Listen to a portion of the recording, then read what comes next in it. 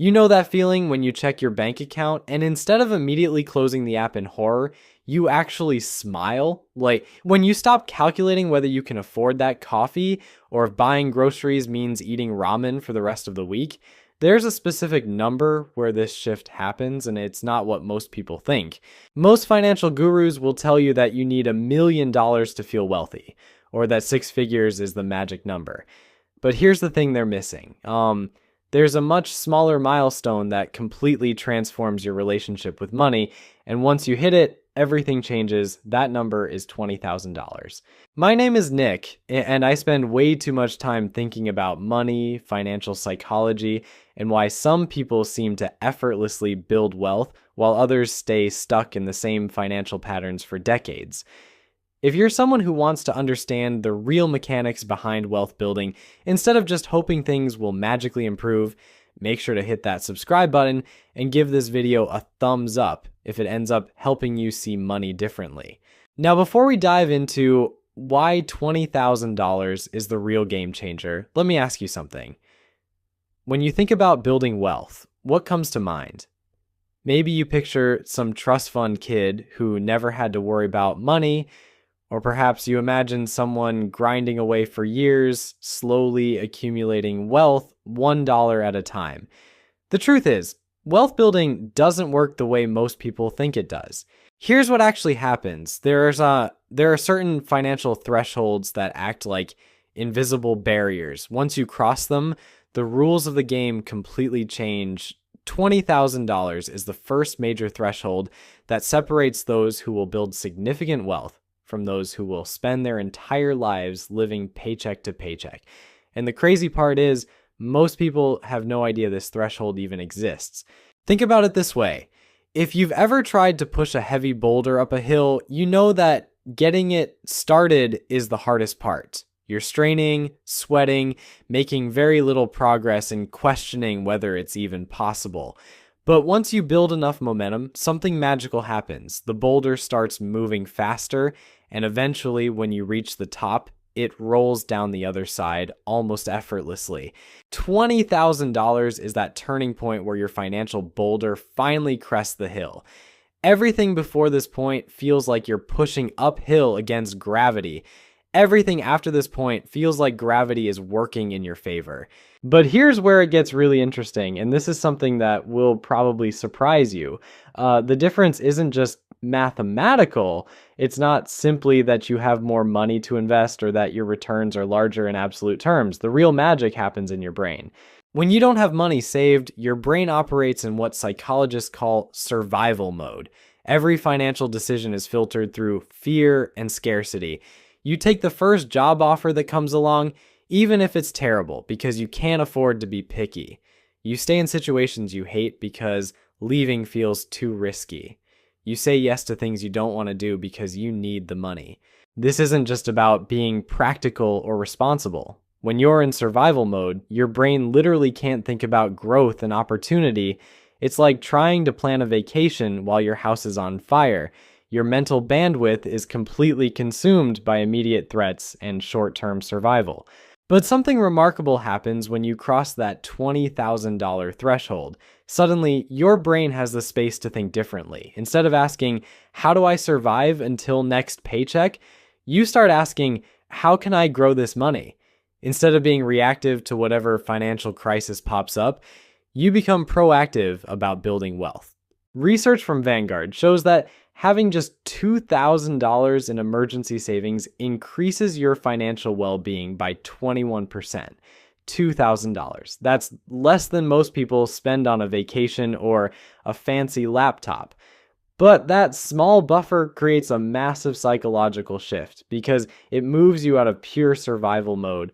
When you push that emergency fund to 3 to 6 months of living expenses, which for most people lands somewhere around $20,000, you get another 13% boost in financial well-being. But more importantly, you've now created enough breathing room for your brain to start thinking about wealth building instead of just wealth preservation.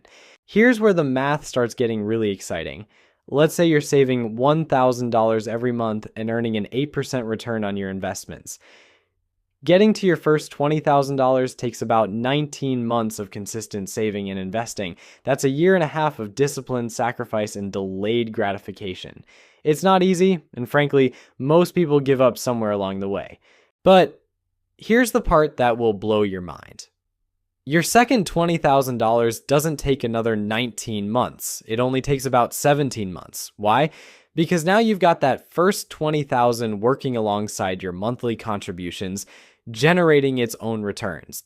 Think about this for a second. You did the exact same amount of work, saved the same amount of money each month, took the same level of risk with your investments, but you shaved 2 full months off the timeline just because you had more money working for you. That's the power of compound interest starting to kick in. By the time you're going for your third $20,000, the timeline shrinks even more. Your money is doing an increasing share of the heavy lifting while you're putting in the same effort. And when you get to the really big numbers, the acceleration becomes almost comical. Once you hit $400,000 in your investment portfolio, you can generate your next $20,000 in just 5 months. The same amount that took you nearly 2 years to save initially is now happening automatically through your investments. That first milestone feels impossible, but every milestone after that gets progressively easier. Now, you might be thinking that wealthy people have access to some secret investment world that regular folks can't touch.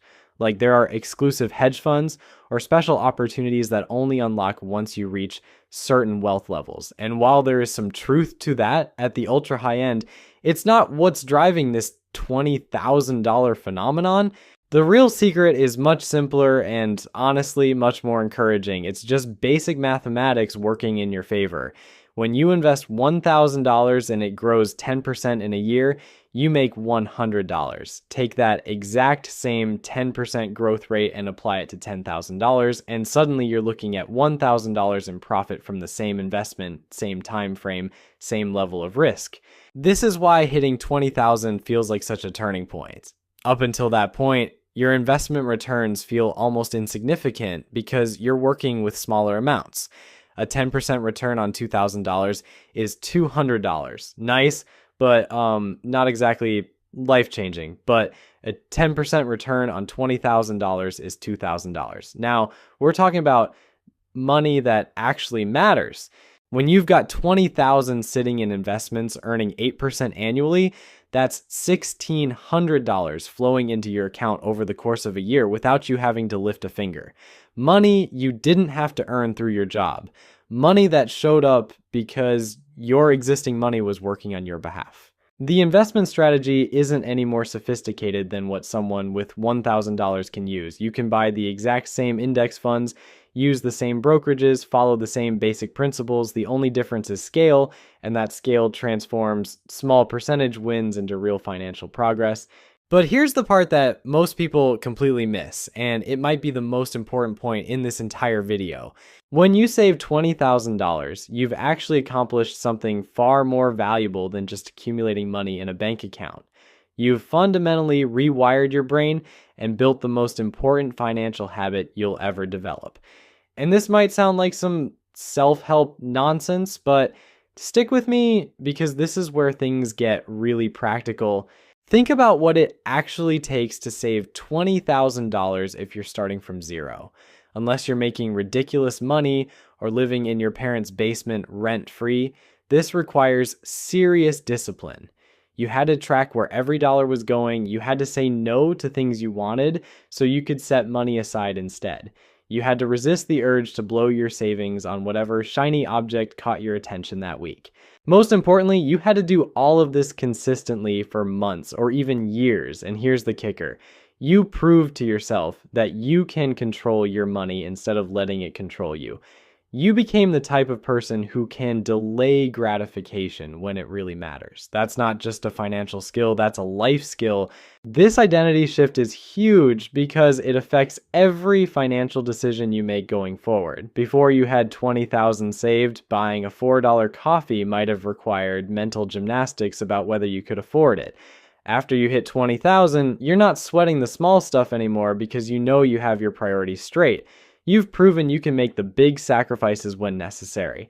But there's another psychological shift that happens at this level. that most people don't talk about. You start seeing opportunities instead of just threats.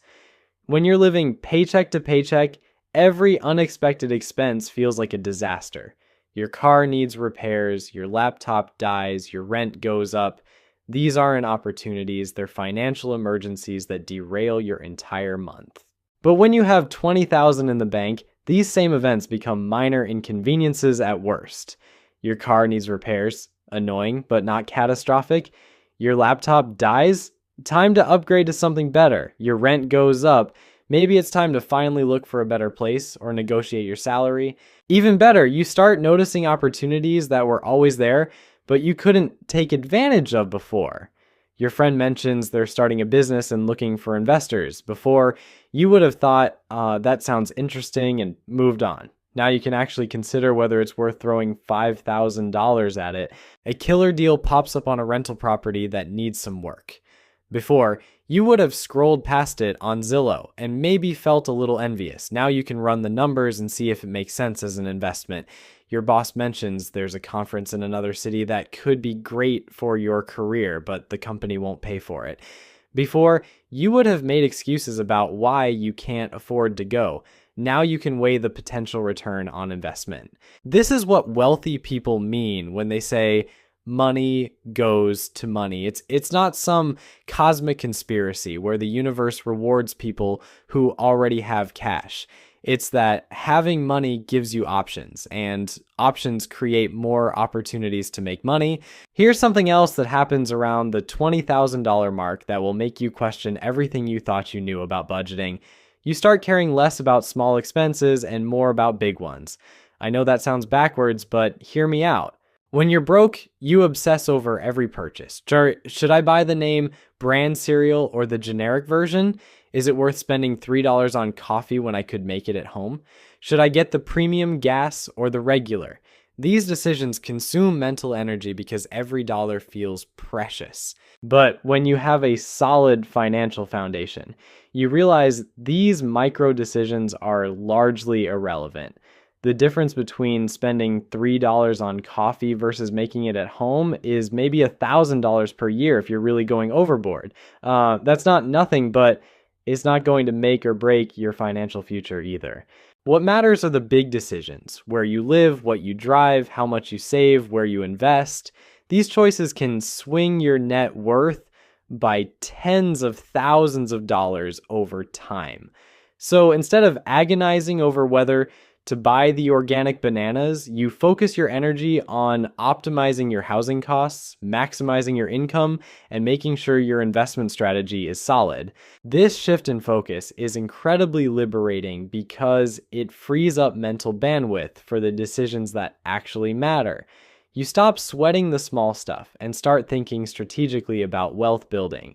Now, let's talk about what happens to your career once you hit this milestone, because this is where things get really interesting. Having $20,000 saved doesn't just change your relationship with money, it changes your relationship with work.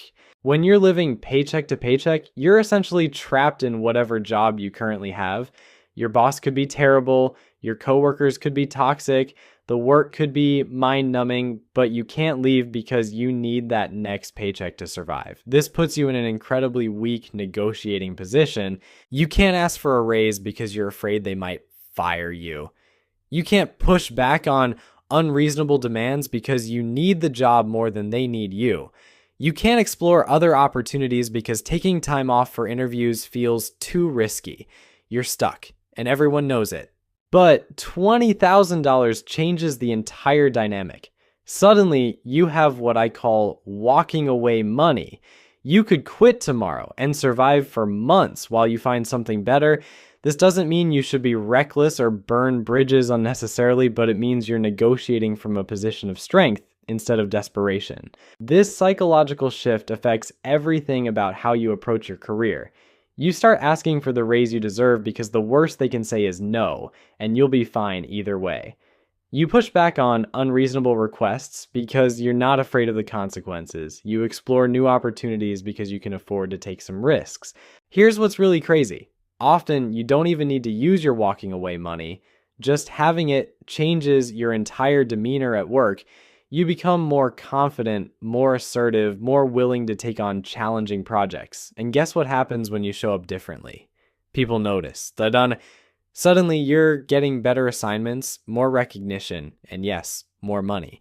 It's like having a secret superpower that you hope you never have to use, but knowing it's there changes everything about how you operate. And the best part is the more confident and successful you become at work, the faster you build wealth, which gives you even more options and confidence. It's a positive feedback loop that accelerates over time. But here's where most people mess this up, and I see it constantly. They hit $20,000, feel that psychological shift, and then immediately blow it on something stupid. Maybe they decide they deserve a new car since they've been so disciplined, or they take an expensive vacation because they've earned it, or they use it as a down payment on a house they can't really afford. Don't do this. That $20,000 is not a reward for good behavior. It's the foundation of your entire financial future. It's the seed that grows into generational wealth if you're patient enough to let it compound. Instead, and that will probably make you laugh or cry depending on your current situation, the average person spends more money on their car over their lifetime than it would take to achieve complete financial independence. Think about that for a second. Between car payments, insurance, maintenance, and gas, most people are dropping $600 to $800 every single month on transportation. Over a 40-year period, that's easily $400,000 or more just to get from point A to point B. Meanwhile, they're complaining that they can't afford to save for retirement. It's like watching someone spend a fortune on a gym membership they never use while complaining they can't afford to eat healthy food.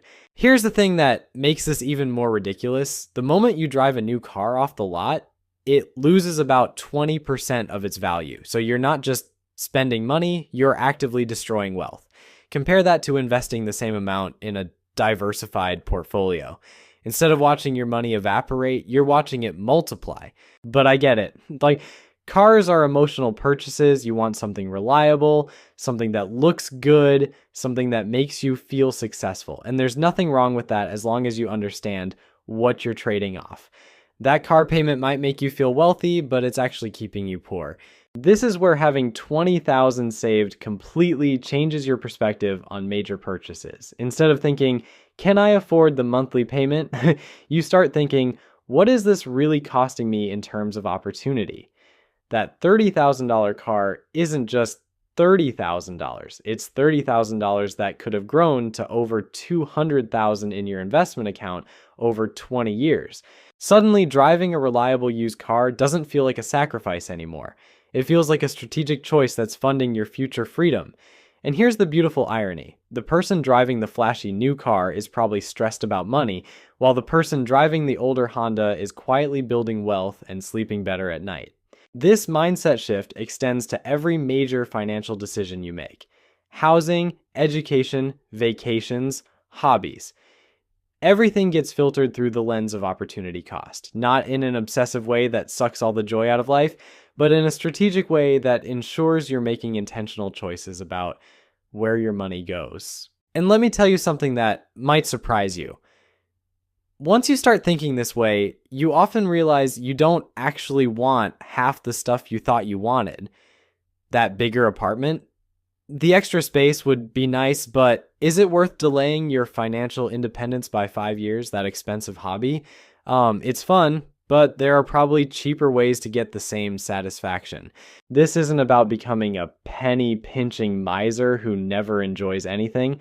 It's about becoming intentional with your money instead of letting it slip away on things that don't actually matter to you. Hydris, when you have clear financial goals and understand the power of compound interest, it becomes much easier to distinguish between what you want and what you really want. Look, $20,000 isn't going to make you rich overnight, but it will fundamentally change how you think about money and opportunity.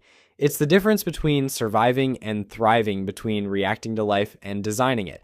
Start building that foundation today because your future self is counting on the decision you make right now. Trust me, they'll thank you for it.